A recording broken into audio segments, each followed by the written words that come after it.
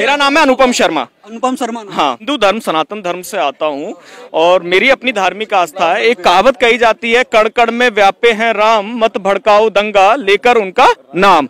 अभी राम मंदिर पे मैंने देखा कि ऐसी सी बुजुर्ग महिलाएं जिन्हों की पेंशन, पूरी पेंशन राम मंदिर के लिए दान कर दी, और जमीन में कितना बड़ा घोटाला आया।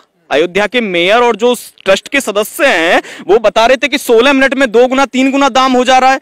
तो आस्था का जो चढ़ावा है ना राम मंदिर के नाम पर, और ये कह रही है कि राम मंदिर कब बनेगा। देखिए, राम मंदिर बीजेपी नहीं बनवा रही है, मोदी नहीं बनवा रहा, सुप्रीम कोर्ट का आदेश है। आप बेमतलब में श्रेय ले रहे हो। और दूसरा, आपका काम है आग लगा रहा। मथुरा में आज 144 लगी हुई है, पूरा मथुरा घेरा हुआ है। मतलब क्या है, जब आपके पास मुद्दा नहीं बचा, बेरोजगारी पे आप फेल हो गए, महंगाई पे फेल हो गए, आप सुरक्षा व्यवस्था पे फेल हो गए, तो आप यही धार्मिक उन्माद पैदा करेंगे। अभी उप मुख्यमंत्री जो है केशव प्रसाद मौर्य का है कि मथुरा में अभी बाकी है, मतलब क्या फिर काशी बाकी है? यही चलता रहेगा देश में, लोग भूखों मरते रहे। तो ये समझने की जरूरत है। और युवाओं में भयंकर गुस्सा है। अब की बार वोट से इतनी भयंकर चोट होने वाली है बीजेपी, क्योंकि हम किसान परिवार से आते हैं और वेस्ट यूपी से आता हूं मैं, तो मैं तो बेहतर ढंग से समझता हूं। गन्ने का कितना इन्होंने रेट बढ़ाया है। तो ये समझने की जरूरत है कि अगर इस देश को बचाना है तो ये सामाजिक समरसता होनी चाहिए। रही इस्लाम की बात, मुसलमानों की बात, देखिए इस देश में सभी धर्मों के लोग मिलजुल कर रहे हैं। मुसलमान हमारे पे 1000 साल से हैं, तब हिंदू 80% है, अब तब तो खत्म नहीं हुए। अब कौन सा संकट है, इसको समझने की जरूरत है। मेन मुद्दे है बेरोजगारी, शिक्षा का भी न्यू एजुकेशन पॉलिसी आई है, उसमें शिक्षा पर हमला बोला गया। तो लोगों को ये समझना है, युवाओं को समझना है कि बेहतर ढंग से वो मतदान करें। रेलवे कचरा हो गया, इंडियन एयरलाइंस कचरा हो गई, बीएसएनएल कचरा होने वाला है, एलआईसी कचरा होने वाला है। रुक जाइएगा, सारी जो सार्वजनिक संपत्तियां हैं वो कचरा है।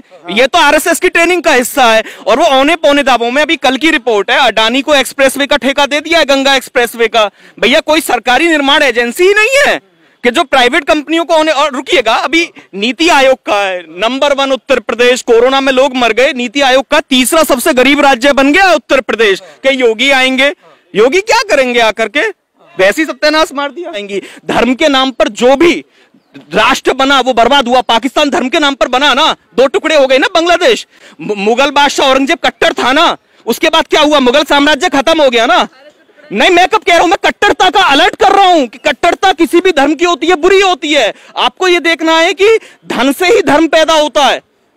आज मुद्दे क्या हो रहे हैं? बेरोजगारी का मुद्दा है, नहीं है ना? क्यों नहीं है? होना चाहिए ना। एक श्लोक है संस्कृत में, विद्या ददाति विनयम विनयाति याति पात्रताम, पात्रताम धन मापुति, मापुति धन तथा सुखम। विद्या से विनय आती है, विनय से पात्रता आती है, और पात्रता से धन आता है, और धन से धर्म पैदा होता है। जब बेरोजगार होंगे तो देसी घी कहां से आएगा दिया जलाने को?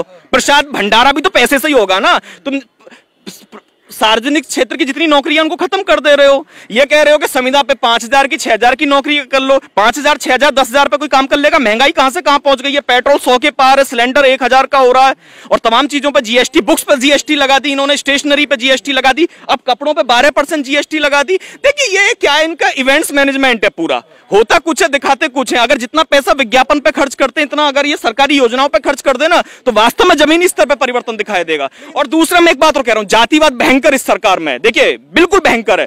बीजेपी कहती है कि जातिवाद हमारी पार्टी में नहीं। पर्टिकुलर आप एक सर्वे करा लीजिएगा, पर्टिकुलर एक सर्वे आप करा लीजिएगा, पर्टिकुलर किस जाति के लोग किस जगह पे बैठे हुए हैं, थानों में कौन लोग हैं, जिलों की कमान कौन संभाले हुए हैं।